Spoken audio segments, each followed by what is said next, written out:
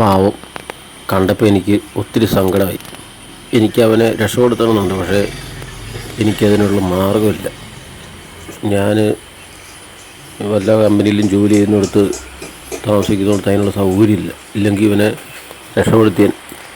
പാവം അവനൊരു കാലില്ല കേട്ടോ. അതാണ് എന്നെ ഏറ്റവും വലിയ വിഷമിപ്പിച്ചത്. അവനൊന്ന് ചൊറിയാൻ പോലും വയ്യ. പാവം ചൊറിയുമ്പോൾ ആ കാലുകൊണ്ട് എന്ത് ചെയ്യാൻ.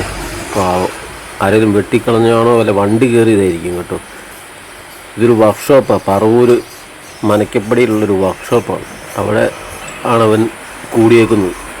ആ വർക്ക്ഷോപ്പിലുള്ളവരുടെ കയ്യിൽ അവൻ അവിടെ അങ്ങനെ കഴിയുകയാണ്.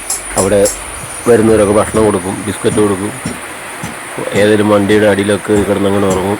അവിടെ മുഴുവൻ ചെളിയാണ്. വെള്ളത്തിലൊക്കെ കിടന്നിട്ടങ്ങാണ്ടായിരുന്നു ജട പോലെയൊക്കെ ചെളിയിൽ എല്ലാം കിടന്നിട്ട് ഒരു വൃത്തിയില്ലാതായി. പാവം